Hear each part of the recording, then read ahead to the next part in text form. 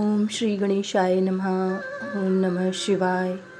परमेश्वर शिव के यथार्थ स्वरूप का विवेचन तथा उनकी शरण में जाने से जीव के कल्याण का कथन। उपमन्यु कहते हैं, यदुनंदन, यह चराचर जगत देवादिदेव महादेव जी का स्वरूप है, परंतु पशु जीव भारी पाश से बंधे होने के कारण जगत को इस रूप में नहीं जानते। महर्षिगण उन परमेश्वर शिव के निर्विकल्प परम भाव को न जानने के कारण उन एक का ही अनेक रूपों में वर्णन करते हैं। कोई उस परम तत्व को अपर ब्रह्म रूप कहते हैं, कोई पर ब्रह्म बताते हैं और कोई आदि अंत से रहित उत्कृष्ट महादेव स्वरूप कहते हैं। पंच महाभूत, इंद्रिय, अंतकरण तथा प्राकृत विषय रूप जड़ तत्व को अपर ब्रह्म कहा गया है। इससे भिन्न समष्टि चैतन्य का नाम पर ब्रह्म है। बृहत और व्यापक होने के कारण उसे ब्रह्म कहते हैं। प्रभु, वेदों एवं ब्रह्मा जी के अधिपति पर ब्रह्म परमात्मा शिव के विपर और अपर दो रूप हैं। कुछ लोग महेश्वर शिव को विद्या स्वरूपी कहते हैं। इनमें विद्या चेतना है और अविद्या अचेतना। यह विद्या विश्व जगत गुरु भगवान शिव का ही रूप है, इसमें संदेह नहीं है, क्योंकि विश्व उनके वश में है। भ्रांति विद्या तथा पराविद्या या परम तत्व, ये शिव के तीन उत्कृष्ट रूप माने गए हैं। पदार्थों के विषय में जो अनेक प्रकार की असत्य धारणाएं हैं, उन्हें भ्रांति कहते हैं। यथार्थ धारणा या ज्ञान का नाम विद्या है तथा जो विकल्प रहित परम ज्ञान है, उसे परम तत्व कहते हैं। परम तत्व ही सत है, इससे विपरीत असत कहा गया है। सत और असत दोनों का पति होने के कारण शिव सतपति कहलाते हैं। अन्य महर्षियों ने क्षर, अक्षर और उन दोनों से परे परम तत्व का प्रतिपादन किया है। संपूर्ण भूत क्षर है और जीवात्मा अक्षर कहलाता है। वे दोनों परमेश्वर के रूप हैं, क्योंकि उन्हीं के अधीन हैं। शांत स्वरूप शिव उन दोनों से परे हैं, इसलिए क्षराक्षर पर कहे गए हैं। कुछ महर्षि परम कारण रूप शिव को समष्टि व्यष्टि स्वरूप तथा समष्टि और व्यष्टि का कारण कहते हैं। अव्यक्त को समष्टि कहते हैं और व्यक्त को व्यष्टि।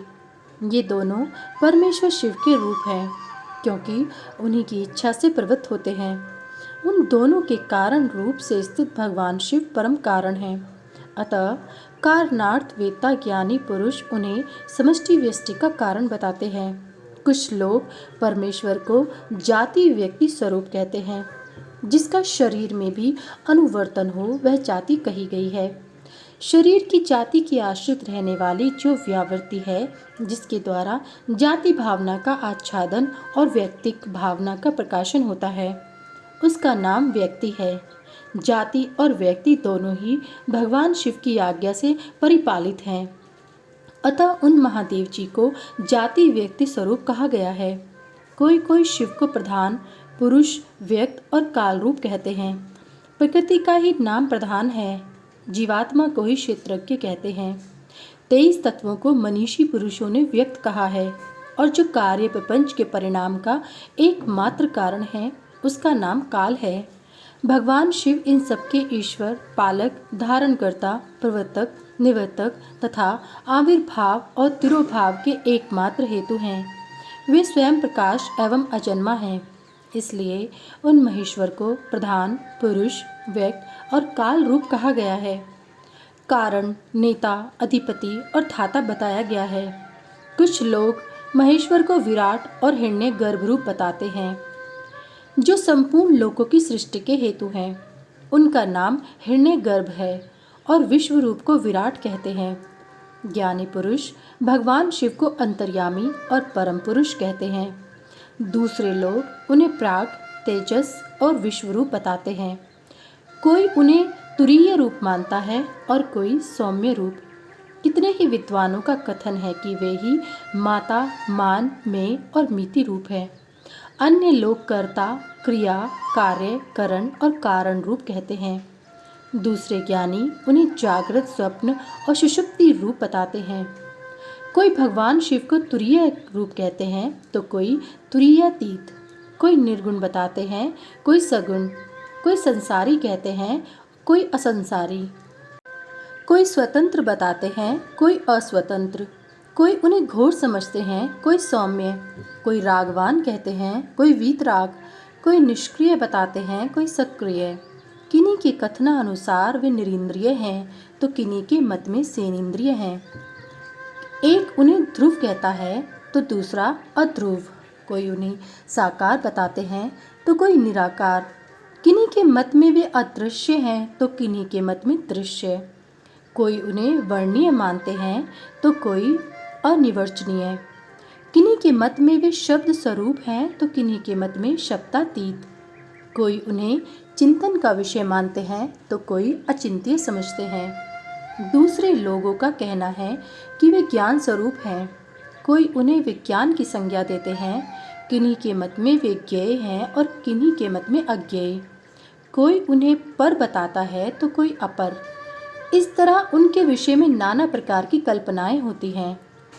इन नाना प्रतीतियों के कारण मुनिजन उन परमेश्वर के यथार्थ स्वरूप का निश्चय नहीं कर पाते। जो सर्वभाव से उन परमेश्वर की शरण में आ गए हैं, वे ही उन परम कारण शिव को बिना यत्न के ही जान पाते हैं। जब तक पशु जीव, जिनका दूसरा कोई ईश्वर नहीं है, उन सर्वेश्वर, सर्वज्ञ, पुराण पुरुष तथा तीनों लोकों के शासक शिव को नहीं देखता, तब तक वे पाशों से बद्ध हो इस दुख में संसार चक्र के गाड़ी के पहिए की नेमी के समान घूमता रहता है।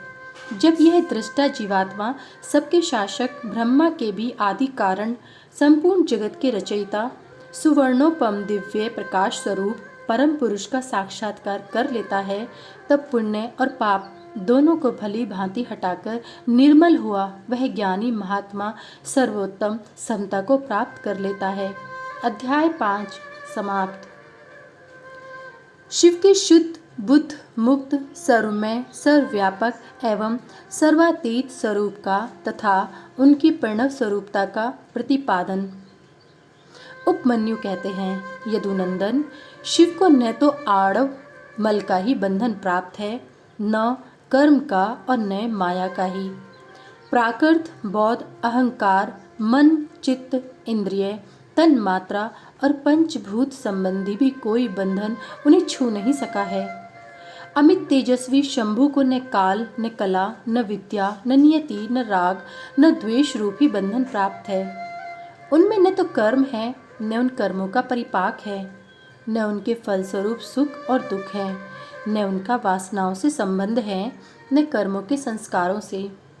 भूत, भविष्य और वर्तमान भोगों तथा उनके संस्कारों से भी उनका संपर्क नहीं है। न उनका कोई कारण है, न कर्ता, न आदि है, न अंत और न मध्य है।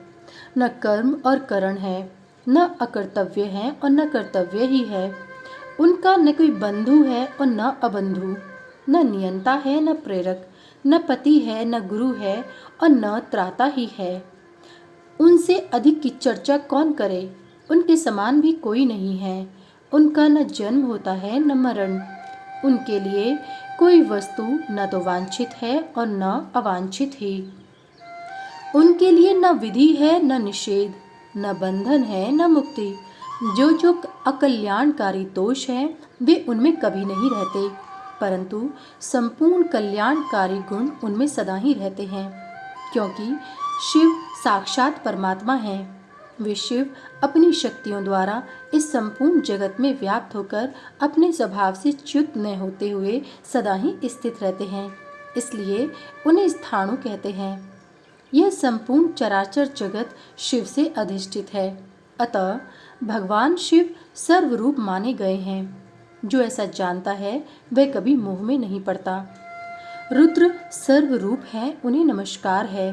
वे सत्स्वरूप परम महान पुरुष हिरण्यबाहु भगवान, हिरण्यपति, ईश्वर, अंबिकापति, ईशान, पिनाक पाणी तथा वृषभ वाहन हैं। एकमात्र रुद्र ही परम ब्रह्म परमात्मा हैं। वे ही कृष्ण पिंगल वर्ण वाले पुरुष हैं।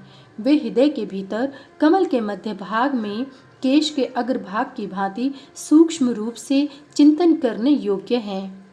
उनके केश सुनहरे रंग के हैं, नेत्र कमल के समान सुंदर हैं, अंग कांति अरुण और ताम्र वर्ण की है। वे सुवर्ण में नीलकंठ देव सदा विचरते रहते हैं। उन्हें सौम्य, घोर, मिश्र, अक्षर, अमृत और अव्यय कहा गया है। ये पुरुष विशेष परमेश्वर भगवान शिव काल के भी काल हैं, चेतन और अचेतन से परे हैं, इस प्रपंच से भी परात्पर हैं। शिव में ऐसे ज्ञान और ऐश्वर्य देखे गए हैं जिनसे बढ़कर ज्ञान और ऐश्वर्य अन्यत्र कहीं नहीं है। मनीषी पुरुषों ने भगवान शिव को लोक में सबसे अधिक ऐश्वर्यशाली पद पर प्रतिष्ठित बताया है। प्रत्येक कल्प में उत्पन्न होकर एक सीमित काल तक रहने वाले ब्रह्माओं को आदि काल में विस्तार पूर्वक शास्त्र का उपदेश देने वाले भगवान शिव ही हैं। एक सीमित काल तक रहने वाले गुरुओं के भी वे गुरु हैं। वे सर्वेश्वर सदा सभी के गुरु हैं। काल की सीमा उन्हें छू नहीं सकती। उनकी शुद्ध स्वाभाविक शक्ति सबसे बढ़कर है।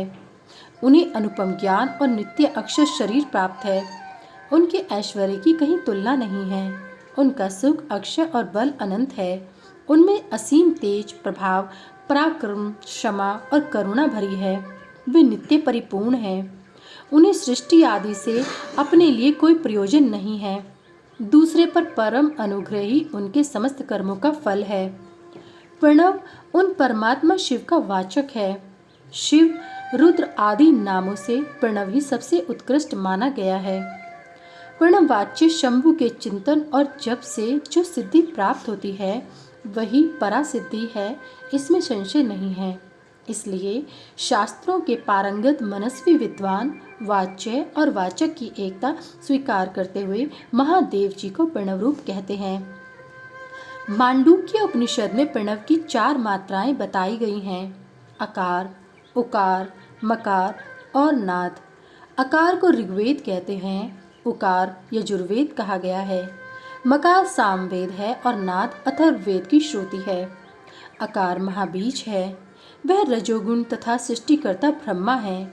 उकार प्रकृति रूपी योनि है, वह सत्वगुण तथा पालनकर्ता श्री हरि है। मकार जीवात्मा एवं बीज है, वह तमोगुण तथा संहारकर्ता रुद्र है। नाद परम पुरुष परमेश्वर है, वह निर्गुण एवं निष्क्रिय शिव है। इस प्रकार प्रणव अपनी 3 मात्राओं के द्वारा ही 3 रूपों में इस जगत का प्रतिपादन करके अपनी अर्धमात्रा नाद के द्वारा शिव स्वरूप का बोध कराता है, जिनसे श्रेष्ठ दूसरा कुछ भी नहीं है, जिनसे बढ़कर कोई न तो अधिक सूक्ष्म है और न महान ही है, तथा जो अकेले ही वृक्ष की भांति निश्चल भाव से प्रकाश में आकाश में स्थित है। उन परम पुरुष परमेश्वर शिव से ये संपूर्ण जगत परिपूर्ण है। अध्याय 6 समाप्त। सभी वेद और पुराण सुनने के लिए हमारे इस चैनल को सब्सक्राइब करें और सभी वीडियो को लाइक करें। अगर मुझसे पढ़ने में कोई त्रुटि हो गई हो तो कृपया मुझे क्षमा करें और कमेंट में हर हर महादेव लिखना ना भूलें। भगवान भोलेनाथ की कृपा आप सब पर सदैव बनी रहे। हर हर महादेव। जय भोलेनाथ।